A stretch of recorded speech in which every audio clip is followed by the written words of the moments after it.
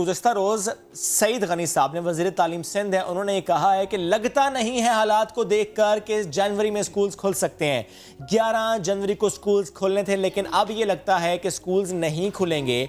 वज़ीर तालीम सिंध सईद गनी साहब ने कहा है कि इन हालात से बिल्कुल नहीं लग रहा कि वो इस पोजीशन में है कि ऐसा कोई फैसला लिया जा सके कि स्कूल्स अब खुलने हैं। इस बार बच्चों को बगैर इम्तिहान के प्रमोट नहीं किया जाएगा, इस पर बार बार जोर दिया जा रहा है कि इस बार ऐसा नहीं होगा। कोरोना के बायस बहुत नुकसान हो गया, जब स्कूल्स खोलेंगे तो सब कुछ बदलना पड़ेगा, सिस्टम नया आएगा। हो सकता है तो करिकुलम को मज़ीद कम किया जाए, हो सकता है सेशन को बढ़ाया जाए, हो सकता है इम्तिहान मुख्तलिफ हों, क्योंकि एक ये भी बहस हो रही है रादर, जिससे मुतालिक ख़बर ये भी है कि कहा यह जा रहा है कि 9th और 10th के जो एग्ज़ाम्स हैं वो सिर्फ MCQs पे मुश्तमिल होंगे। ये मैंने बात तो कर दी है, लेकिन अभी इस पर डिसीजन होना बाकी है। एनीवेज, सईद गनी साहब ने इससे मुतालिक क्या कहा है, स्कूल्स खुलने से मुतालिक, आपको सुनवाते हैं।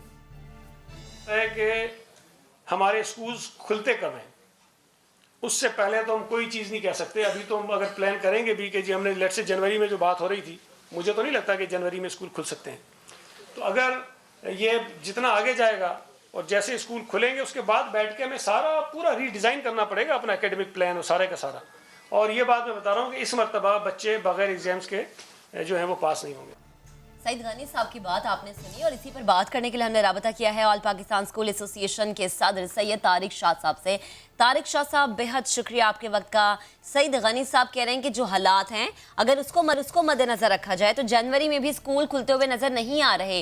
सवाल ये उठता है कि क्या एसोसिएशन इस बात पर मुत्तफिक है? जी जनाब, बहुत शुक्रिया। देखें, मैं आपको एक बताऊं, देखिए एक तो बात बिल्कुल ठीक है कि विदाउट एग्जाम्स तो इस बार बच्चों को पास नहीं किया जाना चाहिए और किया भी नहीं जा सकता, क्योंकि लास्ट टाइम भी विदाउट एग्जाम्स पास किया गया। इस बार तो कोई प्रेसिडेंट हमारे पास है ही नहीं जिसके बेसिस पे हम उनको पास कर सकें। सेकंड चीज़ ये है कि जहाँ तक ये बात करते हैं कि स्कूल खोले नहीं के मौका नहीं लग रहा या हालात नज़र नहीं आ रहे, तो क्या हालात शादी हॉल खोलने के नज़र आए थे या फिर रेस्टोरेंट्स खुले हुए हैं या दीगर तफरीह मुकामात खुले हुए हैं? तो क्या इन सब चीज़ों के अंदर जो है वो क्या खतरा नहीं है बच्चों को खुदा न खास्ता इफेक्ट होने का? क्योंकि अगर बड़े भी इफेक्ट होते हैं तो घर जाके वो सर, इस पे काउंटर मेरा ये है कि अगर रेस्टोरेंट्स खुले हैं तो टेक अवेज के लिए, रेस्टोरेंट्स खुले हैं तो वो ओपन एयर में अलाउ किया जा रहा है। स्कूल्स में ओपन एयर में तालीम देना जरा मुश्किल हो जाता है, जरा क्लासरूम्स में बैठना होता ही नहीं है। देखिए मैं आपको बताऊं, स्कूल तो कभी भी जो है वो close, that is the reason sir, that is the reason कि वो बंद करने का फैसला मुश्किल फैसला था सर। वी डू अंडरस्टैंड, ये बहुत मुश्किल फैसला था। हालात जो है जी, but sir I being a parent जाहिर है ये हालात ऐसे कि मैं खुद भी ये नहीं चाहूंगा कि बच्चा स्कूल जाए सर। देखिए मैं आपको बताऊं, बिल्कुल कुछ पेरेंट का कंसर्न है जिसको हमने बहुत अच्छी तरीके से उनको सेटिस्फाई किया कि वही स्कूल वो था जहाँ SOPs को बहुत बेहतर और अच्छे तरीके से फॉलो करवाया गया।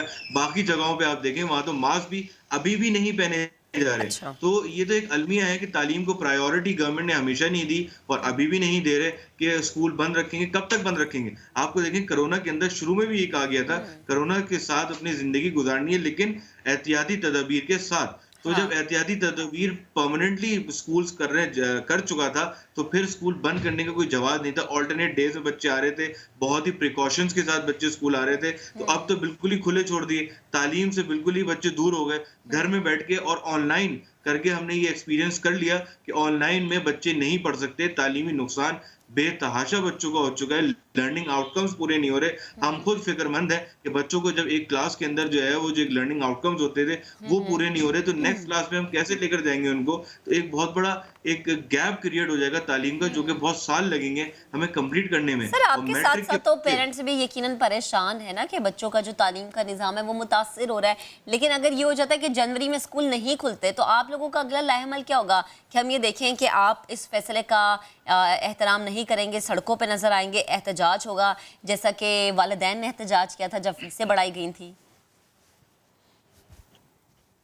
देखिए बिल्कुल मैं आपको बताऊं, देखिए एहतजाज तो शायद बहुत ही फाइनल एक स्टेज होगा, एक लास्ट रिजॉर्ट होगा, लेकिन उससे पहले हमारी कोशिश ये होगी कि हम गवर्नमेंट को कन्विंस करें, क्योंकि तालीमी इदारे हैं, हम असातिज़ा को रोड्स पे लाना नहीं चाहेंगे। क्योंकि ये एक इनकी इज्जत पामाल होगी रोडों पे आने में। और आपको पता है जो भी असातिज़ा रोड पर आता है गवर्नमेंट उनका क्या हाल करती है, बनी गाला में सबने देख लिया था।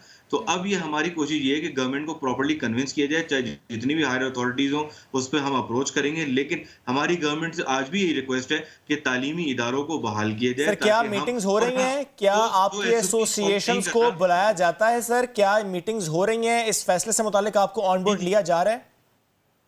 बिल्कुल, मैं आपसे इसी पॉइंट पे मैं आने वाला था कि एनसीओसी हो गया या इंटर प्रोविंशियल मिनिस्टर्स की कॉन्फ्रेंस हो गई, वहां स्टेक होल्डर्स को ऑन बोर्ड नहीं लिया जाता, ना ही कोई प्राइवेट स्कूल की एसोसिएशन नहीं से सर, किसी को ऑन बोर्ड लिया जाता। रिस्पेक्टिव मिनिस्टर से बात होनी चाहिए आपकी, not in NCOC, not in inter provincial ministers. आपकी रिस्पेक्टिव मिनिस्टर से बात होनी चाहिए। क्या वो हो रही है? सईद गनी साहब से बात हुई है?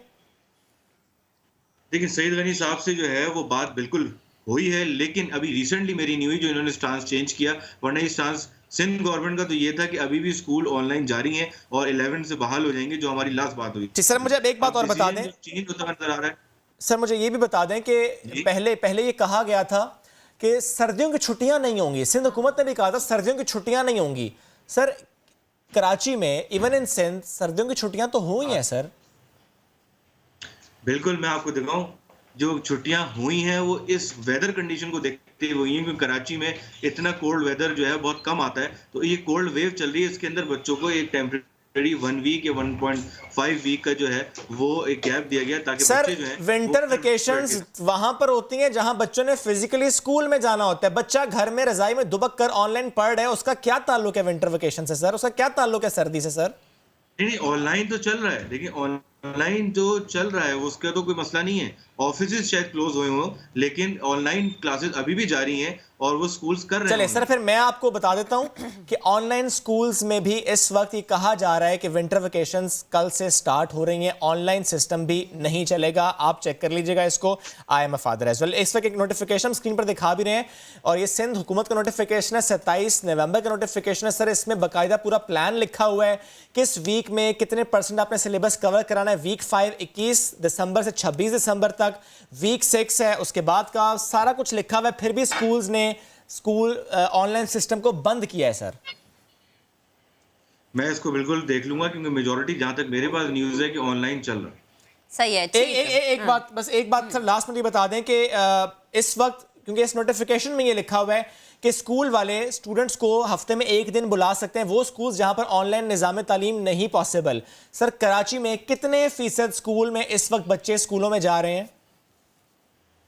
देखिए मैं तो आपको ये बताऊंगा कि तकरीबन कराची की अगर खाली बिलखुसूस बात की जाए तो 50% बच्चे वंस इन अ वीक जा रहे होंगे, बल्कि इससे ज़्यादा जा रहे होंगे, क्योंकि इंटरनेट और ऑनलाइन की सहूलियात ना भी हों तो मुश्किलात बहुत हैं ऑनलाइन में। तो वो स्कूल्स फेवर कर रहे हैं उन पेरेंट्स का कि वंस इन अ वीक बच्चों को बुला रहे हैं। यानी कराची में 50% स्कूल बच्चों को हफ्ते में एक दफा बुला रहे हैं। यस, बिल्कुल बुला। ठीक, थैंक यू सो वेरी